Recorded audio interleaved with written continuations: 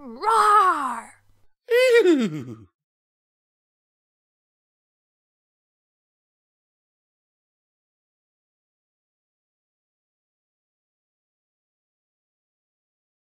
The Skyla Pseudonym by iisaw. Epilogue. One day at Vagabond House. My residence in Twilight Town is about as far from a crystal castle as can be imagined. It started out as an admittingly luxurious bungalow on a hill overlooking the town and has grown in a haphazard manner as I found the need for more space for books, guest quarters, equipment, souvenirs from my travels, and books. A broad-roofed porch ran all the way around it, and there was a Nassau-style garden at the back that took up nearly as much space as the house itself. I don't know exactly when the Twilight folk started calling it Vagabond House, but the name stuck, and the source remained a mystery, as with so many things in that town. The big bedroom at the southeast corner had sliding panels for walls that could be pushed entirely aside to open the room up in fine weather, revealing a wonderful view of the town below and the distant sea. Most airships coming from Zebrica passed that way, heading for the mooring towers, and I enjoyed guessing at what cargo and passengers they held as they approached. I was standing there at the edge of the porch, wearing my more usual body despite being in town. I was sipping at my morning coffee and watched the stubbly little freighter reverse her engines when Cream Puff arrived with a breakfast cart. "Good morning, ma'am," he said cheerfully, as he wheeled the cart into the room and began setting out the plates. "Morning, Puff," I replied, keeping my eyes on the airship as her crew prepared their mooring lines. They were all saddle Arabians in full, fancy tech, which was a bit odd. I made a mental note to ask the harbor master about it later. A whiff of the food when Puff removed the tray covers immediately tore my interest away from the unusual airship crew. I turned and went into the bedroom, thanking Cream Puff as he wheeled the cart away. The bed had been shoved to the back of the room, and I had raided the rest of the house for pillows and cushions to build the sort of soft jumble that Ao preferred to sleep in. The food was set out on a low table right next to her nest, and she was already levitating some strawberry crabs onto her plate. "Good appetite this morning?" I asked her as I settled myself on the other side of the table. "Indeed," she said, turning her attention to the basket of fresh muffins. "By the way," I said casually as I slid a little still-covered dish across to her, "I had Puff swing by the Griffinstonian restaurant yesterday." Her eyes lit up and she hastily uncovered the plate of pickled herring and cream sauce. "Oh, thank you, Twilight. This one has been craving this." I smiled and looked away, pretending a renewed interest in the saddle Arabian freighter while she finished her loathsome treat. "Nebula's repairs are going well," I said as I spread butter on a steaming muffin. "I got a letter from Gudgeon in the morning mail. He pointedly didn't ask how I'd managed to shear the entire tail section of her envelope off, but he did heavily imply that I might want to hire a competent crew for my next trip." The Karen shook her head sadly. "The poor fellow has no understanding of how dangerous your voyages often are." I must have reacted to her words more strongly than I realized, because she hurriedly said, "Oh, Twilight, this one did not mean any criticism of how you—" No, it's fine. I know you didn't." I sighed and took another sip of my coffee. "I just can't help feeling a bit guilty, you know." There was a moment of awkward silence, so I asked, "How are the replacements feeling?" Ao rolled her body around so that I could see the gleaming orichalcum scales that had been magically grafted to her side. "This one feels no pain or discomfort at all, and though it may be immodest, this one cannot help but think that they enhance this one's already considerable beauty." She nearly got me, and I avoided snorting coffee up my nose by the slimmest of margins. She continued on, pretending not to notice my reaction. This one is considering replacing some undamaged scales for purely aesthetic reasons. So you see, the mishap may have been a blessing in disguise. I snorted. Well, if I had known it would only take you running a few kilosomas of mana through you to get you to stop calling me Majesty, I would have done it myself years ago. Ao gave me a wicked grin and opened her mouth, but I interrupted her. Oh, no you don't. I can't swag you when you are recovering, but I can convince the staff that you can't have any of Major Buzz's metaglin for medical reasons. She didn't stop smiling. You fight dirty, my friend. I grinned back at her. I fight to win. As one should, she said, nodding.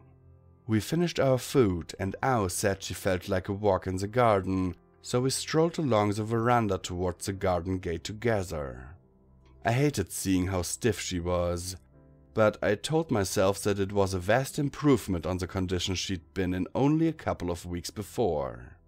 We chatted and circled the big pond a couple of times and then sat in the moon-gazing pavilion so that Ao could rest for a bit. Luna and Flurry Hat will be arriving soon, I told Ao as we watched fat carp lazily drift through the water. They'll be glad to see how much you've improved. Ah, it will be pleasant to see the young one again, Ao replied. But this one understood that she was still arrested and would be for some time yet. The word you want is grounded, and yes, her mother swore to keep her locked up in the palace until, and I quote, the sun is cold, dark cinder.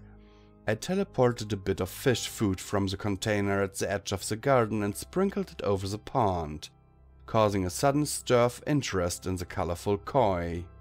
But my clever niece has some changeling friends who are willing to risk imperial displeasure for her sake. As far as Cadence will know, she will be studying in her rooms like a good little filly. Ao looked at me from the corner of her eye. You are a terrible influence, Twilight Sparkle. I sighed. It was true. Well, the others think that we can simply seal ourselves away from the players, and be safe. But Luna and Flurry agree with me that we need a lot more information about their capabilities at the very least. We need a brainstorming session together, and as I am a quina non grata in the Crystal Empire at the moment... 1. The collective name I decided to give the dark and bright factions of the Great Game. Have there been any more attempts at the barrier? She asked. I shook my head. No. They must be convinced that they can't brute force their way through by now. But there have been some unusual fluctuations in the ether. I think they might be trying to finesse their way in. If they succeed? I flicked my tail in irritation. I really don't know, and that's the crux of the matter. We really need to understand what we're up against in order to effectively deal with the situation. That's why Luna and Flurry are coming. We're going to try to figure out a way to slip out of the universe unnoticed and in disguise, to sneak around the multiverse gathering not only knowledge but perhaps allies. I turned to look at her directly. You really do know me way too well. That may be so, she replied, carefully keeping her gaze on the feeding fish. But this one does not know whether an old and battered Kirin would be wanted in service of such an endeavor. Ow! I nearly got you killed! Why would... Perhaps, she said, quietly but firmly interrupting me. You do not understand this one to the same degree. She paused for a long time, but I knew that she had more to say, so I sat in silence until she continued. Where this one was born, there is a temple. In the innermost space of that holy place is a blade that was broken in battle 1,000 years ago. It can never be used again, and there is no merit or magic in it, but my people revere the shattered sword in the memory of the one who used it to free a kingdom. Ao looked directly into my eyes before finishing. Many swords rust in their scabbards, forgotten in abandoned places of little worth. I nodded. I understand. I'm not sure I agree with your philosophy, but I do understand. Then I still have no right to ask you to. You need not ask. This one offers. When it is more important to put a friend in danger rather than hurt their feelings? It may seem like a stupid or easy question, but it isn't. Of course you're coming along, I said, somewhat surprised that I ever had thought it would be otherwise. Ow sighed, leaned back in her seat, and closed her eyes. This one is content. I carried Ow back to her nest and left her sleeping while I went to the scriptorium to check up on loose Leaf. At my request, Leaf was writing out everything she knew about the history and technology of her world. I made it a habit to go over the text with her each day and add annotations based on our discussion. She had a jackdaw mind that latched onto anything shiny and ignored the boring stuff, so it made for some frustration on my part. When she came out with some fascinating tidbit, but knew nothing of any serious depth about it, I had to content myself by making a note in the margin rather than screaming in frustration and banging my head against the wall.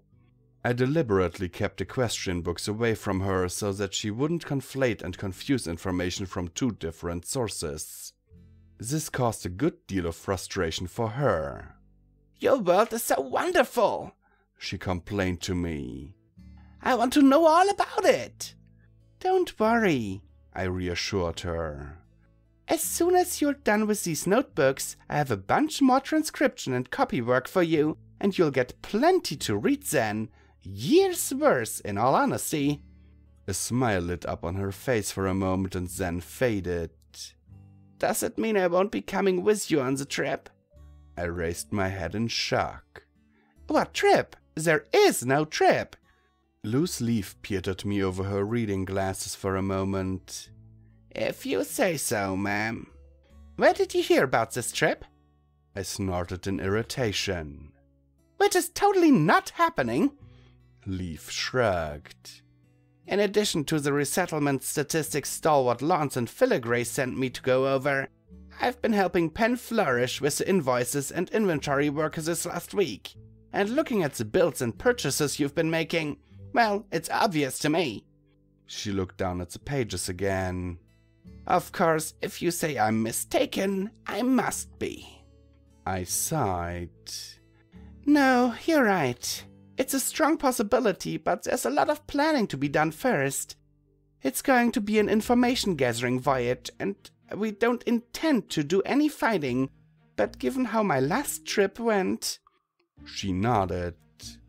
"I know I'm not a fighter, or even a strong flyer, but if it's information you're after, I'm a cursed good archivist and historian." She pointed at the stripes on her lips that were partially obscured by actual ink stains. "I earned these several times over, and the only reason I didn't get them sooner was that the other scribes thought I was weird and obsessive." 2. Which was true. But having personally been weird and obsessive for most of my life, I did not consider those to be necessarily negative traits. I briefly wondered if every pony knew about the trip. Was it common gossip in the marketplace? "I can be useful," Leaf continued. "I speak 8 languages, including the old trade pidgin that was used when the gates still worked, and I can calculate supply." "Wait, what?" I looked at her in shock. "An interdimensional trade language? Really?" She nodded. "Yes, it's considered a dead language back home, but so many old records..." Her eyes went wide. "Oh no, you're going to make me write a whole dictionary and grammar, aren't you?" I shook my head. "No, not right away at least. But starting tomorrow morning, you're going to give Ow and me lessons. There's always a lot of downtime on long trips, so you can work on the dictionary and grammar on board. I'm coming." She grinned so widely that the quill dropped from her mouth. "Why not?" I said, rolling my eyes. "Every pony else is." A little after lunchtime, a raggedly old Jenny mule knocked at the front gate. The porter let her in and asked what her business was. She replied that she bore a grim prophecy that was for the Dark Queen's ears only. The porter nodded politely and heard her wait in the front courtyard while he sent me a brief note asking how far I wanted him to throw her down the path to town. He was joking, of course. I did seem to attract some unusual types, but I was always kind to them, 3, and they most often left the house with a few bits for their troubles. 3. Except for the assassins, of course. They helped keep my reputation for strictness fresh in the minds of the Twilight folk. As both Spike and Ow were napping after a pleasant lunch, and I had nothing urgent on my schedule, I decided to have a personal chat with the Jenny. I cast an illusionary disguise of my dark persona before I walked to the front veranda. I took one look at the scruffy old mule and grinned. Well, if it isn't the notorious Captain Skyla. Flurryheart dropped her disguise and scowled at me. How did you know it was me? Sunburst said that was the best illusion spell he'd come across. Oh, it was good, I agreed. No direct imperfections at all. I pointed to one of the light bamboo screens that provided shade for the courtyard. But those are enchanted to catch your shadow as it is, rather than what's projected. Since the shadow is a secondary effect of that spell, it isn't as robust as the illusion itself. Auntie, you're positively paranoid. She chuckled. I'm thorough and careful, that's all. I replied, stepping forward to hug her. How are things at home? Not too bad, she replied as we walked into the house together. Mother's too busy dealing with almost 100,000 unicorn refugees that she's mostly forgotten to be mad at me. She's even asked Sunset for help, if you can believe that. She's still sticking to the plan of imprisoning me until I'm old and grey, but I think that's mostly for form's sake. I'll probably be allowed out of the palace in a couple more weeks. With a platoon of guards to accompany me, of course. Is my picture still posted at every border crossing? Zed got a chuckle out of her. She knows you're the reason I got home safely. But she still blames me for putting the idea for the escapade in your head in the first place, doesn't she? No, Flurry said, shaking her head emphatically. It took me a while, but I've convinced her otherwise. If only our return hadn't been so dramatic. I sighed. She was expecting us to sail serenely out of the gate, but when we barreled through, Nebula all shot up with her hull and envelope smoldering, and me bellowing my head off for a doctor. Flurry nodded. And the portal sort of exploding like that behind us and setting the watchtower on fire. And all the terrified screams of unicorns on deck. Flurry bit her lower lip. Yeah, it's going to take her a while to get over that. She was really frightened for you, I said. Flurry hung her head. I know, and I'm really sorry about that. I've told her enough times. And yet here you are, and here I am, aiding and abetting. We sighed simultaneously. But it is important, isn't it? Flurry said. I shrugged. Maybe our seal will hold and the players will ignore us, but that's just as bad as locking ourselves in a dungeon. Sure, we're safe, but is it worth it? Mother thinks so. I nodded. Luna has her doubts as well, so I think it's mostly that she doesn't want me to go gallivanting across the worlds again without her. Sunset is open to being convinced, but that'll take some pretty specific persuasion. Every pony has a different take on the situation, and that's why I wanted us to work out some sort of plan that has a chance of making them all happy before we all get together again. Flurry shook her head. They'll never all agree. We should just go. I stopped walking, put a wing across her chest, and looked her right in the eyes. No. Cadence will never forgive me if I purposefully drag you off into danger. She has to agree, or you're not going. Flurryheart opened her mouth to argue, and then slowly closed it. She gazed out towards the mooring grounds with a thoughtful expression, and in a suspiciously meek voice said, "I suppose you're right, Auntie Twilight." I immediately made a mental note to install several subtle anti-theft and anti-stowaway devices aboard Nebula before she left ground dock again. We peeked into the southeast bedroom and found that Ow was awake. I left her and Flurry to catch up and went to my study, passing by Spike's hammock. He was still snoozing. Not many doors in Vagabond House have locks or even latches on them.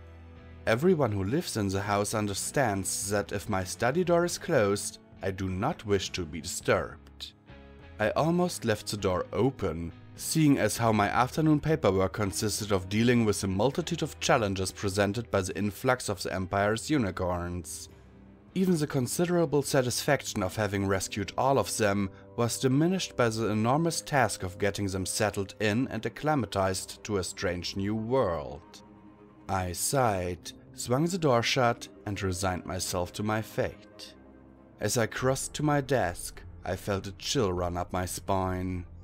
Some dark and subtle magic was at work. I was unarmed and wearing no armor, but that certainly didn't mean I was helpless. A newish bone blade hung over my desk. I positioned myself where I could snatch it down with a quick motion of one of my wings, while simultaneously placing a hoof next to the lace shield orb that rested on a low shelf of the bookstand on my other side. I lifted my journal off the desktop with what would appear to most ponies as a levitation field. By increasing the mana I fed to it, I could instantaneously turn the already active Force Ram spell into a powerful weapon. There was something in the shadows at the darkest corner of the room. I tensed. The shadows moved of their own accord, swirling like heavy fog over the sea, drawing inward to form a tall, powerful figure. I dropped the book and lunged forward. "Luna!" I cried with delight.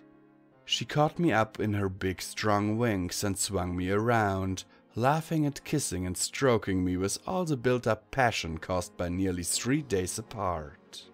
Okay, it wasn't quite as forceful as the welcome she'd given me the night after my return, but we still had a lot of time to make up for it, and it left me breathless. 4. Which was good, because compensating the Twilight folk for the storm damage had put a noticeable dent in my treasury. I wanted to tumble her to the floor right there and cover her with kisses and love bites, but there were several little knickknacks around us that might detonate if accidentally kicked too hard, so I bridled my enthusiasm with the promise of unleashing it later. She understood, of course. She nuzzled me at the corner of my jaw with her silky soft lips and whispered, "Tonight." I gently nipped her withers in answer, and she nickered low in her throat. We managed to get out of my study without triggering any defensive items and entered Ow's room to find her and Flurry still happily gossiping away. "No, do not rise," Luna said even before we had gotten fully into the room. She was well acquainted with the current's enthusiasm for protocol. "It is pleasing to see you looking so well, Ow." "This one thanks you, Majesty," she replied. Luna smiled and gently stroked Ow's head with a wingtip. "I cannot thank you enough for keeping my Twilight safe, Ow. You must call upon me for any boon or favor you desire. If it lies beneath the moon, it is yours." Ow gaped at her for a few seconds and then gave me a quick glance. I nodded. Luna was absolutely serious. This one is... Wow. Seeing Ow speechless was a unique and enjoyable experience. "And I insist you call me Luna," Luna said, twisting the worldview-altering knife. Yes, Luna," Ow replied. She was trying her best to appear calm, but her wide eyes and lashing tendrils gave her away. I swacked Luna on her shoulders with a wingtip. It took me over a decade to get her to stop the majestying and mamming. How'd you do that? Luna gave me a casual look and a sly smile that made me go weak at the knees. I possess a commanding personality, Twilight. I am dismayed you have forgotten. As if I ever could. After a few minutes, we relaxed and fell into casual conversation. I sent for tea and Spike joined us shortly afterward. We talked until Luna had to raise the moon, and then we moved to the garden where the staff had set out a light supper on low tables surrounded by torches. It wasn't until we lingered over dessert and coffee that the serious talk began. Spike went to sleep under the table, 5, but the rest of us made good headway toward a solid plan of action.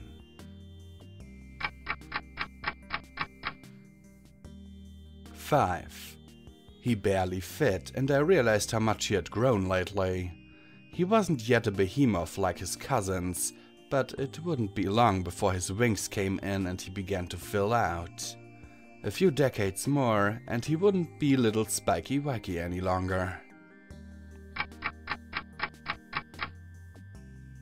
I was adamant about the necessity of taking action against the players, but none of the rest questioned my motivation. Not then. Luna and I lay on a cloud that was slowly drifting towards the sea. The moon was sinking towards the western horizon, and we knew we would have to part soon. But I was stretching it out as long as possible, basking in the afterglow and the cold tickling of sweat drying on my coat, while running my wingtip along the sweet curves of Luna's barrel to her side. I know you think I'm a little obsessed over the plan, I said to her. You would not be my darling without your passions, she answered, mysterious though they be to me. If I can broker or force a truce, or even work out an agreement of neutrality with the players, we won't be trapped here anymore. Trapped? Luna said, trying heroically to keep the amusement out of her voice. Confined to only one tiny world. What a terrible fate indeed. Her joke startled me. I had been thinking of the world as a tiny place. When had my attitude changed so much? My darling, Luna said after a little while, I did not intend to make a mock of thee. Huh? I rolled onto my side to face her. Oh, no, that's okay. I didn't want to slip back into silent reverie and risk Luna thinking she had offended me, so I began narrating my train of thought. When boundaries contract, no matter how large they are, it can't help but feel limiting. And I think that's what bothers me so much about the great game. Luna gave me a curious look but didn't comment. They've limited their choices down to 2. Well, I considered the various Twilights I'd met out in the worlds. 2 classes, anyway. Each world on the game board may have variations within a limited set of parameters, but it's always some variation on bright and dark. More appropriate for my sister and I, perhaps, Luna said. I nodded thoughtfully. Yes, and here I am, Twilight, halfway in between. Why am I doing this? I brought a hoof down hard and a chunk of cloud puffed up and dissipated on the wind. I'm probably younger than most of the players, and I know that different ponies have different needs, different approaches to life. It doesn't... If I may make an observation, my love. Luna interrupted me, gently laying her wings across my shoulders. And I beseech thee, take it not as a condemnation. Uh-oh. She slipped back into archaic equish. She was serious. I looked at her warily. Go ahead. Thy cousins must share with thee a quality I greatly admire, though I know well the difficulties that arise from it. Indeed, such is why I shall not allow thee to voyage beyond our world again. I couldn't help myself. I felt a flush of anger and opened my mouth to protest. Luna gave a slight gesture with one hoof to acknowledge my feeling, but continued on. unless I am by thy side. Oh, I said, feeling foolish. Well, I won't fight you on that, but what about this quality? 'Tis simplicity itself, my love. She grinned at me. What thou deepiest beyond measure, in all thy incarnations by evidence, is to lose. Ah, well, yes, you've got me there, I admitted. But do you think it's that simple? 2 Twilights got into a debate about which method of governing was better, and it all snowballed into... I threw out a hoof skyward. Hast thou set thy course on stopping this great game? Well, yeah. And shall thy efforts be lackadaisical? She smiled at me with such merriment gleaming in her beautiful turquoise eyes that I couldn't resist kissing her. Also, I loved it when she used words like lackadaisical. I finally broke off the kiss, still holding her between my wings. No, my dearest, wonderful Luna.